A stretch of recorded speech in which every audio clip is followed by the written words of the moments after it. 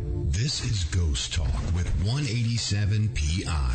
Sit back and prepare yourselves for an adventure into the paranormal world with host Shelley Robertson and 187 PI research team. Ghost Talk is broadcasting live from Ohio's most haunted jail. Listen as they delve into the history of the old and haunted Paulding County Jail, where some of the residents still live within its walls. Learn about their ongoing research at the jail and abroad, investigation techniques, and their personal encounters. Here is your host of Ghost Talk and 187 PI founder, Shelley Robertson.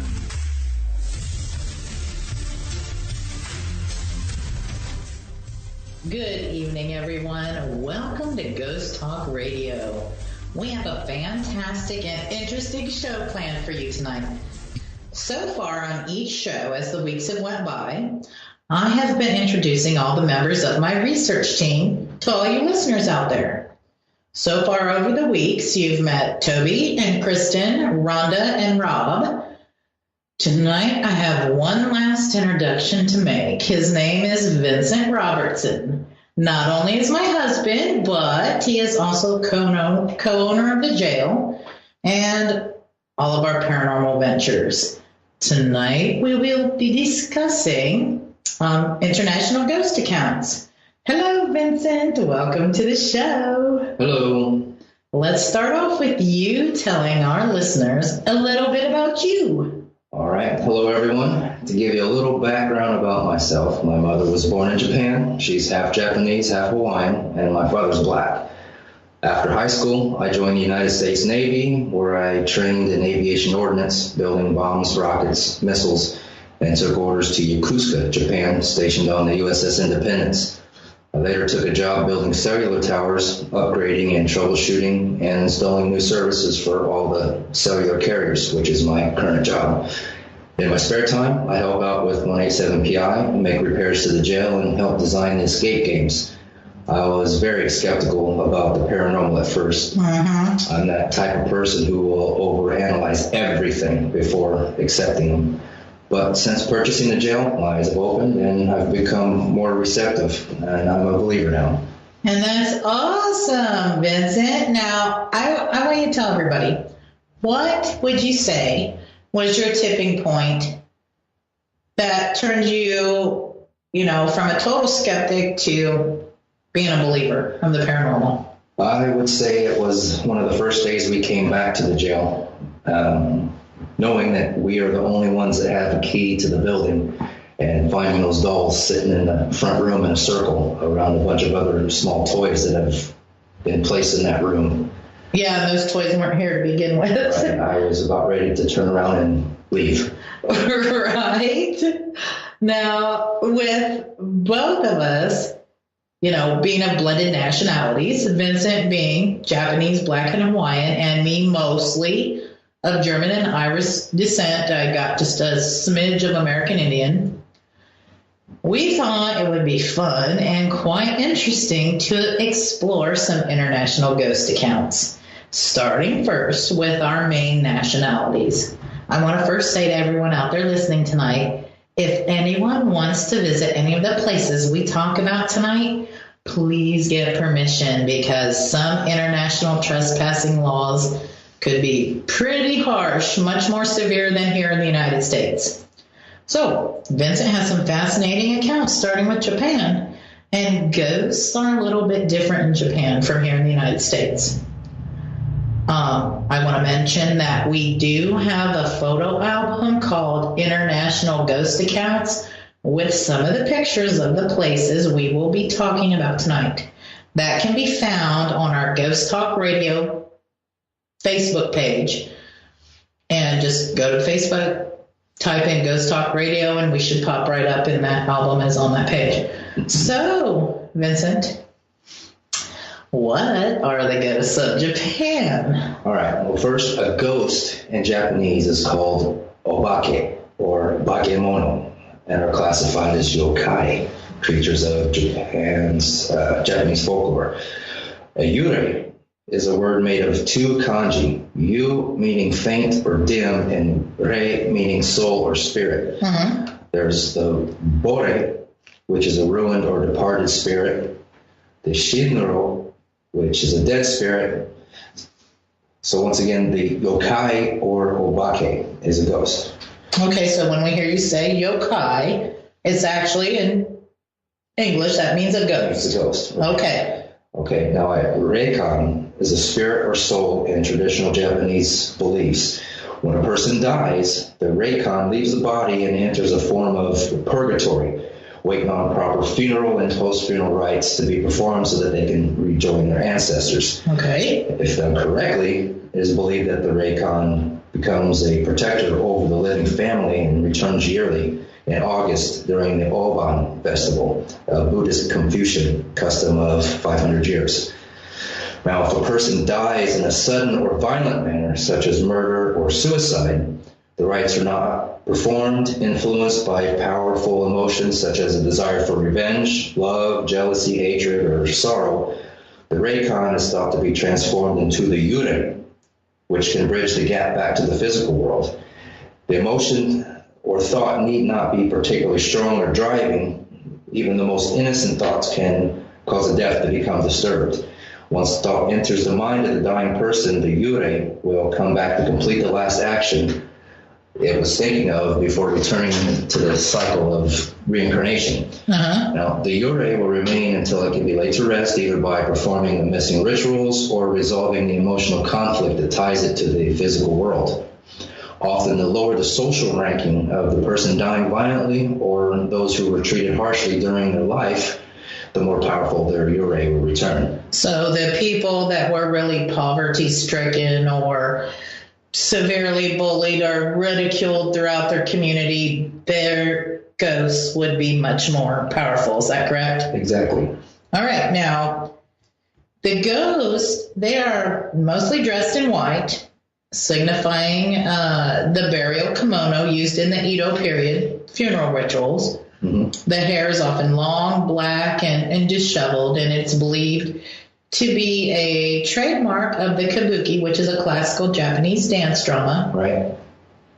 Japanese women traditionally grew their hair long and wore it pinned up, and they let it down for the funeral burial. Yep. Yurei are often shown as being accompanied by a pair of floating flames known as will-o-wisp or hitodama in Japanese. And they are shown in eerie colors like blue, green, or purple. Now, the flames are separate parts of the ghost and not independent spirits. Ah, interesting. Kind of like balls of light surrounding them. Right. Okay. All right. Now, the other types of ghosts, the Anru is a vengeful ghost returning from purgatory for a wrongdoing to them while in life. The Ubume is a mother ghost who died during childbirth or died having left behind children, young children, often bringing them sweets. Goro is a vengeful ghost of the aristocratic class, especially those who were martyred. Maybe like the emperors and stuff? Right. Funayure is a ghost of those who died at sea, depicted as a scaly fish-like humanoid resembling a mermaid or a merman. And that's pretty interesting, I think, because when did we ever hear anything about a merman? No, not until now. Right. Jubakure is a rare yurei, not seeking to fulfill an exact purpose and are instead bound to a specific location or situation. Uh-huh. A good example of this would be the story of Okiru and the haunting of Juan, or a movie all of you might know as The Grudge. Oh, yes. And that movie, I heard, is kind of the make of the real ghost. Right.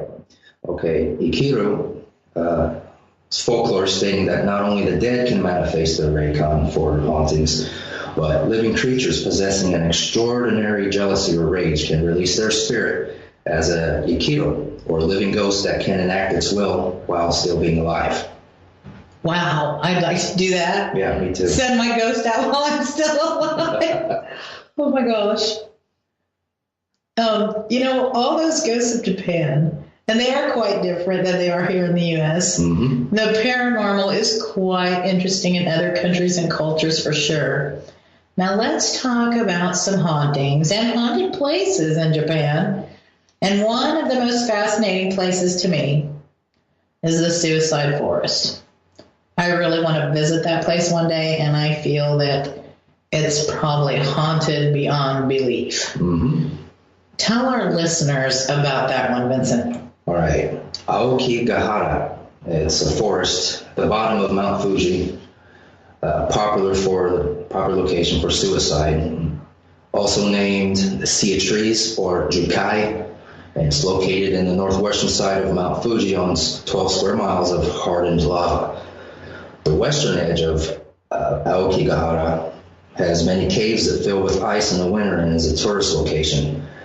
Now, parts of Aokigahara are dense, and the porous lava absorbs sound, so it helps provide visitors with a sense of solitude. The forest has a reputation as home for the yurei, and because of that reputation, signs are posted at the head of some of the trails that urge suicidal visitors to think of their families and to contact suicidal prevention associations. And people who visit there, they often find clothing or body parts while exploring the forest. Mm-hmm. Some estimate that there are about 100 self-inflicted deaths there annually. Yep, and there is a Vice documentary that speaks of a curse. A jack skeleton-like doll with his face cut off, nailed upside down to a tree as a sort of inverted crucifixion. Now, in the documentary, the character was upside down as a symbol of contempt for society. It's not uncommon for those killing themselves to leave behind a curse on the world or those people they left behind. How fascinating. The forest is very easy to get lost in. A compass and GPS are often useless under the canopy of the forest and or the high deposits of iron in its soil. Then it would be to go in at your own risk. Exactly. Some people, for this reason, string tape along behind them so that they can follow it and find their way out. One woman claims that her tape was cut, leaving her lost. Although she did make it out, there was a question of how the tape was cut. Possibly one of the yuri. You're right. Okay. Hideo Watanabe is a shop owner at the entrance of the forest. And in an interview with Japan Times, he claims that not all who attempt to kill themselves succeed. And in one story, he told the magazine that a woman exited the forest with a rope around her neck, and her eyes almost popped out of the sides. Oh, that would be a terrible thing to witness for sure. Oh, my. Okay, there's the old Chusetsu tunnel. It's an infamous haunted tunnel said to have been a murder scene. The ghost of a murdered woman haunts the tunnel in one story, and is said to be waiting to be laid to rest. Another similar story tells of a Korean woman who was murdered there before the war and pursues any Japanese person that dare come near the tunnel. Oh, my. Many visitors say that you can hear a voice saying, "Stop," before you enter the tunnel. And, I believe I've seen videos of this place, and it looks really spooky at night there. Yep. Okay. The Oranbuchi, or Prostitute Gorge. Oh, boy. is said that the screams of women can be heard here. The site is in Yamanashi Prefecture, Japan, during the Seigoku era. The Takeda clan, or the Kai, was known to run gold mines there. Several brothels and prostitutes were there to entertain the miners and guards. After the Battle of Nagashino in 1575 CE, the Takeda clan was forced out of the area. But before leaving, the clan was said to have killed the prostitutes and workers so that then he would not find the mines.